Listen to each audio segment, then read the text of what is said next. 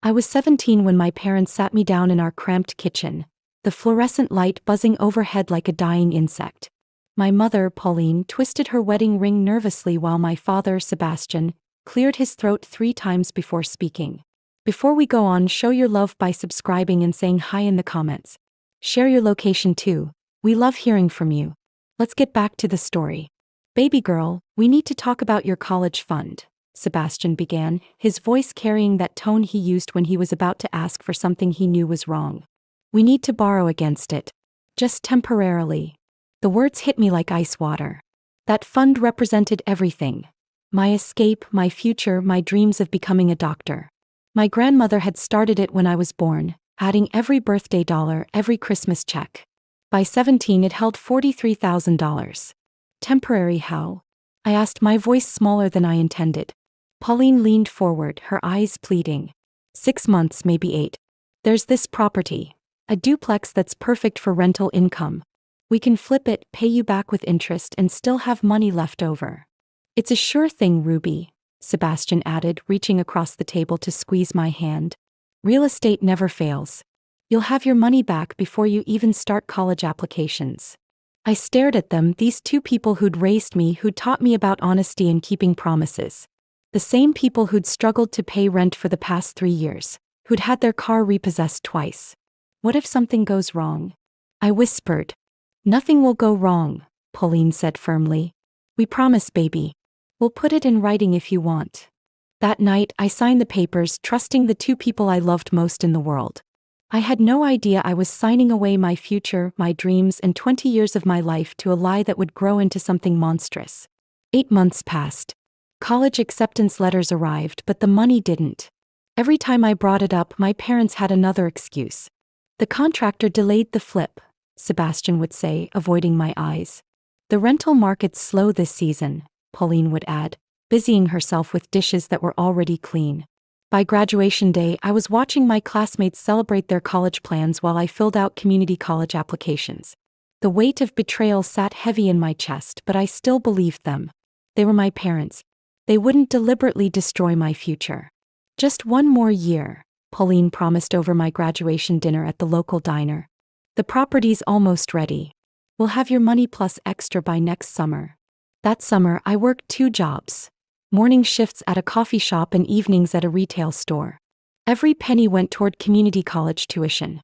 I'd drive past their investment property, sometimes, watching contractors transform the rundown duplex into something beautiful. Something profitable. My cousin Jay visited that August. He was studying business at a 4-year university, the kind of school I should have been attending. You sure about this arrangement with your folks? He asked one evening as we sat on my tiny apartment balcony. I'd moved out after graduation, refusing to watch them enjoy the fruits of my stolen dreams. They promised to pay me back, I said, but my voice lacked conviction. Jay shook his head slowly. Ruby, you know I love Aunt Pauline and Uncle Sebastian, but... He pulled out his phone, showing me a real estate app. That duplex they bought? It's worth twice what they paid. The rental income alone is probably $3,000 a month. My stomach dropped. $3,000 a month. My entire college fund could have been repaid in 15 months just from rental income. They're playing you, Jay said gently. And I think you know it. 2 years into community college, I discovered the truth by accident. I was working as a receptionist at a law office when I recognized familiar names on a property deed. Sebastian and Pauline Bolton. But this wasn't the duplex. This was a different property entirely. My hands trembled as I made copies of the documents during my lunch break. 3 properties. They owned 3 rental properties now, all purchased in the last 18 months. All purchased, according to the financing documents, using the equity from their first investment property, my stolen college fund. That evening I confronted them at the duplex. They were there collecting rent from their tenants, a young couple who looked barely older than me. How many properties do you own now? I asked without preamble as they walked to their car. Pauline's face went white. Sebastian's jaw tightened. What are you talking about, baby girl? Sebastian tried his usual deflection. I saw the deeds. 3 properties, Dad. 3. You've built a real estate portfolio with my college money. Pauline stepped forward, her voice taking on that manipulative tone I was beginning to recognize. Ruby, you don't understand business. We had to reinvest the profits to make enough to pay you back properly. Properly? I needed that money 4 years ago. And you'll get it back with interest, Sebastian said firmly. We're building something here. Something for the whole family. I'm not family when it comes to decision-making, I shot back. But I'm family when you need someone to rob. The hurt in Pauline's eyes almost made me apologize. Almost. We raised you better than this, she said quietly. We sacrificed everything for you. You sacrificed my future for your dreams. The words exploded out of me, years of suppressed anger finally breaking free. And now you're trying to make me feel guilty for wanting my own money back? I walked away that night knowing our relationship had fundamentally changed. They weren't my protectors anymore. They were thieves wearing familiar faces. My parents became experts at emotional manipulation. Every family gathering became a guilt session about my attitude and ungratefulness. Extended family members would corner me with speeches about respecting my elders and being patient with family. Your parents are just trying to secure everyone's future, my Aunt Linda would say, completely missing the irony that they'd stolen mine to do it. But the worst part was watching them live their new lifestyle. Designer handbags for Pauline. A luxury sedan for Sebastian. Vacation photos on social media from places I'd dreamed of visiting. All funded by properties purchased with my college fund. Meanwhile, I was still taking night classes at community college, working 40 hours a week to afford both tuition and basic living expenses. The financial aid I qualified for barely covered books. My breaking point came during Thanksgiving dinner. Pauline was showing off photos from their recent cruise to family members when she noticed me sitting silently at the kids' table, the only spot left after they'd filled the main table with their friends. Ruby's been so moody lately, she announced to the room. Ever since we made this real estate investment. She acts like we personally wronged her somehow. The casual cruelty of that statement hit me like a physical blow. I excused myself to the bathroom and called my cousin Jay. They just told everyone I'm moody because they made a real estate investment. I whispered into the phone, tears streaming down my face. They're rewriting history. Making themselves the victims. That's what narcissists do, Jay said bluntly. They gaslight you into thinking their abuse is your fault. You need to document everything, Ruby. Start building a case. A case for what? To get your money back. Legally. That night I started a folder.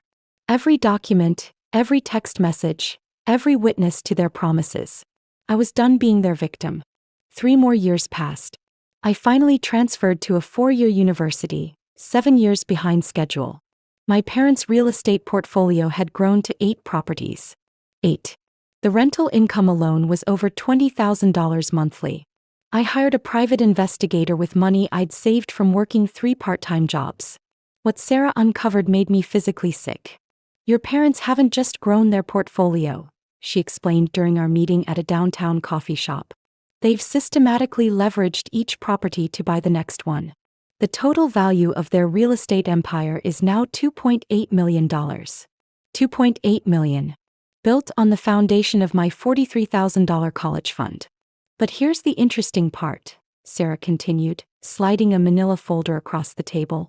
They've been telling other family members they're holding your money for safekeeping. According to your cousin Margie, they claim you're too irresponsible to handle that much money. My vision blurred with rage. Not only had they stolen from me, they were actively destroying my reputation to justify it. There's more, Sarah said gently. They took out a life insurance policy on you 5 years ago. A big one. You're listed as having significant financial obligations to them. The coffee cup slipped from my hands, shattering against the floor. Other patrons turned to stare, but I barely noticed. My own parents had essentially bet on my death to cover their theft. What does this mean? I whispered. It means they never intended to pay you back, Ruby. This was always the plan. I sat in my car in that parking lot for 2 hours, crying until no more tears would come. Then I called Jay. I need a lawyer, I said when he answered. The best one you know. What happened? I found out they took out life insurance on me. Jay, I think they want me dead. The silence stretched between us before he spoke, his voice deadly serious. I'll make some calls. Tonight. Attorney Rebecca Carrillo was a force of nature in a tailored suit. Her office walls were covered with awards and photos of her shaking hands with judges and politicians. She listened to my story without interruption, occasionally making notes on a legal pad. "This is fraud," she said finally. "Clear-cut textbook financial fraud. The life insurance policy adds a criminal element. We can pursue both civil and criminal charges." "Will I get my money back?" Rebecca's expression hardened. "Honey, we're not just getting your money back. We're getting you what you're owed. $43,000 invested properly 20 years ago would be worth approximately $400,000 today. Add emotional damages, lost opportunities, and interest penalties." She smiled grimly. "Your parents are about to learn a very expensive lesson." The first legal papers were served on a Tuesday morning. "I know, because Sebastian called me screaming before 9 a.m. "How could you do this to us?" he yelled into the phone. "We're family. You don't sue family. You don't steal from family either," I replied calmly. "But here we are." Pauline got on the phone crying. "Baby, we can work this out. You don't need lawyers. Come home, let's talk like a family." "We're past talking, Mom. You had 20 years to make this right. We were protecting you," she sobbed. "You were so young, so irresponsible. We knew you'd waste the money. So you decided to waste it for me?" The call ended with Sebastian screaming that I was dead to them. I felt nothing. They'd been dead to me for years. Over the next month, Rebecca's team uncovered a financial house of cards. My parents had leveraged their properties so heavily that they were essentially broke on paper, despite owning nearly $3 million in real estate. "They're what we call asset-rich, cash-poor," Rebecca explained. "All their wealth is tied up in properties with massive mortgages. If we force a sale, they'll lose everything." "Good," I said without hesitation. Rebecca studied my face. "Are you sure? These are still your parents." "My parents died 20 years ago when they chose greed over their daughter's future. The lawsuit split our family down the middle. Some relatives rallied around my parents, painting me as an ungrateful daughter attacking the people who raised me. Others, like Jay and my cousin Margie, supported my fight for justice. My uncle Jared, Sebastian's brother, called me one evening in November. "Your daddy's crying every night," he said without preamble. "Pauline's on antidepressants. This lawsuit is killing them." "Their theft killed my dreams for 20 years, I replied. "Where was your concern then? They made mistakes, but destroying the family won't fix anything." "I'm not destroying anything. I'm exposing what they destroyed decades ago." The family pressure intensified as depositions began. Relatives who'd witnessed my parents' promises to repay the money suddenly developed amnesia. Others outright lied, claiming I'd given the money willingly as an investment.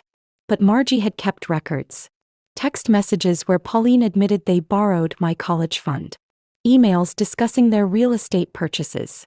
Voice recordings from family dinners where Sebastian drunkenly bragged about building his empire from nothing. "Actually," Margie told me one afternoon as we reviewed evidence at my apartment, "he kept saying he built it from better than nothing." I never understood what that meant until now. The contempt in her voice was clear. Margie had her own daughter to think about, her own college fund to protect. During Sebastian's deposition, Rebecca was relentless. "Mr. Bolton, do you recall promising your daughter that you would repay her college fund within 8 months? We said we'd try to. That's not what I asked. Do you recall making a specific promise of 8 months? Sebastian squirmed in his chair, his lawyer occasionally objecting. But the truth was undeniable. They'd made promises they never intended to keep, then gaslit me for expecting them to honor their word. The most devastating moment came when Rebecca presented the timeline of their property purchases alongside my student loan applications and work schedules. "So while your daughter was working 80-hour weeks to afford community college, you purchased a vacation rental property in the mountains? That was an investment for the family. An investment your daughter never consented to and never benefited from?" Sebastian broke down crying. For a moment I almost felt sorry for him. Almost. The night before the trial was set to begin, my parents showed up at my apartment. I hadn't seen them in person for 8 months. Not since the legal proceedings started. They looked older, worn down by stress and guilt. "Please," Pauline begged before I could close the door. "Let us explain." Against my better judgment, I let them in. They sat on my second-hand couch, looking small and defeated in my tiny living room. We never meant for it to go this far, Sebastian said quietly. The first investment was supposed to be quick. 6 months, like we said. But then we saw how much money we could make. And you got greedy, I finished. We got scared, Pauline corrected. Scared of being poor forever. Scared of never giving you a better life than we had. So you stole my chance at a better life to build your own. Sebastian's hands shook as he reached into his jacket. For a terrifying moment, I thought of the life insurance policy. But he pulled out a folded piece of paper. We refinanced 3 properties, he said, his voice barely above a whisper. We can give you $200,000 tomorrow. Just drop the lawsuit. $200,000. It was more money than I'd ever imagined having, but it wasn't about the money anymore. What about the other $200,000 you cost me in lost compound interest? I asked. What about the 20 years of humiliation? What about the life insurance policy? Pauline's face crumpled. You know about that? I know about everything. The lies you told family. The reputation you destroyed. The way you gaslit me for decades. We're your parents, Sebastian said desperately. Doesn't that mean anything? I looked at these 2 broken people who'd raised me, who taught me right from wrong while systematically violating every principle they'd instilled in me. Parents don't steal from their children, I said firmly. Parents don't lie to their children for 20 years. Parents don't take out life insurance policies betting on their children's deaths. My voice rose with each word, 20 years of suppressed anger finally erupting. You stopped being my parents the day you chose money over my future. They left that night in tears. I felt hollow, empty, but strangely at peace. The next morning we'd face each other in court as strangers. The courtroom was packed with family members, split down the middle like a wedding gone wrong. My parents sat at the defendant's table with their lawyer, while I sat with Rebecca and her team. The judge, an older black woman with kind but stern eyes, called the court to order. Rebecca's opening statement was devastating. 20 years ago, a 17-year-old girl trusted her parents with her future. They promised to borrow her college fund temporarily, 8 months, they said. Instead, they used that money to build a real estate empire worth nearly $3 million while their daughter worked multiple jobs just to afford community college.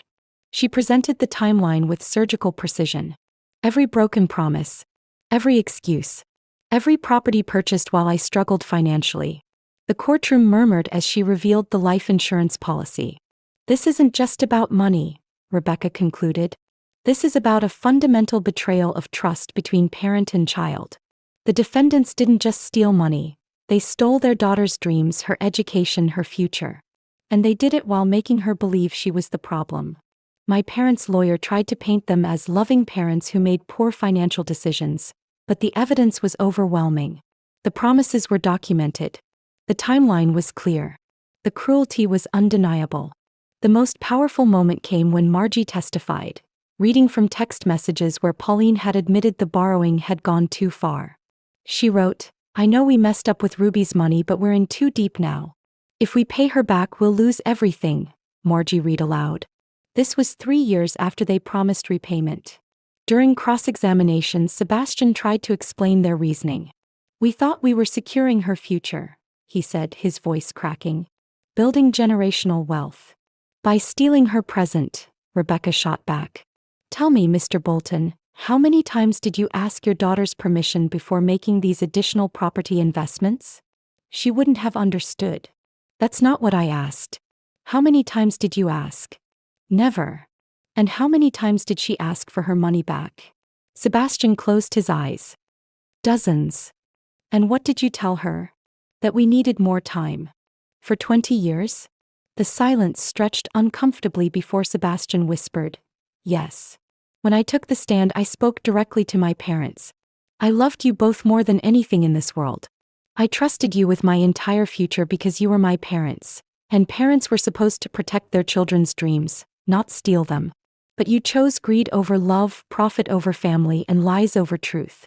You didn't just take my money, you took my ability to trust, to believe in family, to feel safe in the world. Pauline was sobbing openly. Sebastian stared at the floor. I forgive you for being human, I continued. but I'll never forgive you for being thieves." The jury deliberated for less than 2 hours.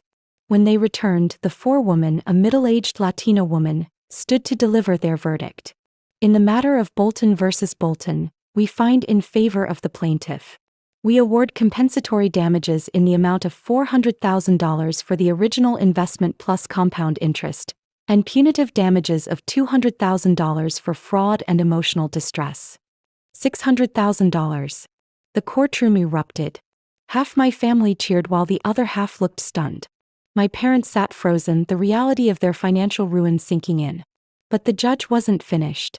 "Mr. and Mrs. Bolton," she said sternly, "I've been on this bench for 23 years, and I've never seen such a calculated betrayal of parental duty. You systematically stole from your own child, gaslit her when she asked for accountability, and attempted to destroy her reputation to justify your theft. This court orders you to liquidate assets sufficient to pay this judgment within 90 days, or face contempt charges." As we left the courthouse, my Uncle Jared grabbed my arm. "You happy now?" he hissed. "You've destroyed your own parents." "No," I said calmly. "They destroyed themselves 20 years ago. I just held them accountable." Rebecca walked with me to her car. "They'll probably have to sell most of their properties to pay the judgment," she said. "Are you prepared for that?" I thought about 17-year-old me signing those papers with complete trust. I thought about all the nights I'd worked double shifts while they posted vacation photos. I thought about the life insurance policy, the ultimate betrayal. "They built their empire on stolen dreams," I said finally. "It's time for that empire to fall." Margie hugged me tight before I left. "You did the right thing," she whispered. "I'm proud of you." For the first time in 20 years, I felt truly free. The weight of their manipulation, their lies, their gaslighting, all of it lifted from my shoulders like chains falling away. I drove home to my tiny apartment, but it felt different somehow. Bigger, brighter, full of possibilities instead of limitations. The phone rang as I walked through the door. It was Pauline. "Ruby, please." She sobbed into the phone. "We're going to lose everything. The houses, the cars, our retirement. Please, baby, you're killing us." "No, Mom," I said gently but firmly. "You killed yourselves. I just refused to die with you." I hung up and turned off my phone. Tomorrow would bring new challenges, but tonight I was finally, truly free. The forced liquidation of my parents' real estate empire was swift and brutal. Properties they'd leveraged to the hilt went to auction, often selling for less than market value due to the rush timeline. Within 2 months, 8 properties became 2, and even those carried heavy mortgages. Margie kept me updated on the family drama I'd walked away from. "Pauline had to get a job at a retail store," she reported during one of our coffee meetings. "Sebastian is driving for a rideshare company. They moved into a small apartment across town." I felt a flicker of something, not quite guilt but something close to it. These were still the people who'd raised me, who'd attended my school plays and bandaged my scraped knees. But then I remembered the life insurance policy and the feeling passed. "Any regrets?" Margie asked, studying my face. "About the lawsuit? Oh. About loving them so deeply that they could hurt me this badly? Sometimes. The money from the judgment changed my life in ways I couldn't have imagined. I quit 2 of my 3 jobs and focused on finishing my degree. For the first time since high school, I could attend classes during the day instead of squeezing them in around work schedules. But the most profound change was internal. I'd spent 20 years doubting myself, wondering if I was being unreasonable or ungrateful. The jury's verdict validated everything I'd felt but been afraid to voice. I wasn't crazy. I wasn't selfish. I was a victim who'd found the courage to fight back. Dr. Edith Maldonado, the therapist I started seeing after the trial, helped me process the complex grief of losing parents who were still alive. "It's normal to mourn the parents you thought you had," she explained during one session. "The people who raised you were real, but so were the people who betrayed you. Both versions existed in the same bodies. How do I reconcile that? You don't have to. You can love the memory of your childhood while protecting yourself from the reality of who they became." I threw myself into my studies with newfound energy. Marketing major, minor in business law. I'd learned firsthand how important it was to understand contracts and financial manipulation. My professors often used me as an example when discussing business ethics, though they didn't know my personal connection to the material. The rest of my family eventually chose sides. Some, like Jared and Linda, never forgave me for destroying Sebastian and Pauline. Others, particularly the younger generation, quietly reached out to express support and, in some cases, share their own stories of financial manipulation by family members. My cousin Tiffany called me one evening in tears. "Your lawsuit gave me courage," she said. "My mom has been stealing from my checking account for years. I confronted her today." "What happened?" "She tried to gaslight me just like Uncle Sebastian and Aunt Pauline did to you. But I remembered your court testimony. I recorded the conversation." She paused. "I'm pressing charges tomorrow." That's when I realized my battle hadn't just been about my money. It had been about breaking a cycle of financial abuse that ran deeper in our family than I'd ever known. 1 year after the trial, I graduated summa cum laude with my bachelor's degree. I'd been accepted to graduate school with a full scholarship, something that might have been possible decades earlier if my college fund had been intact, but felt sweeter now because I'd earned it entirely on my own merit. The graduation ceremony was small and intimate, attended by Margie J., Dr. Maldonado, and Rebecca Carrillo, who'd become an unexpected mentor and friend. As I walked across the stage, I thought about 17-year-old me signing those papers with such trust and hope. She couldn't have imagined this moment, but she deserved to see it. My parents weren't there, of course. We hadn't spoken since the night after the trial.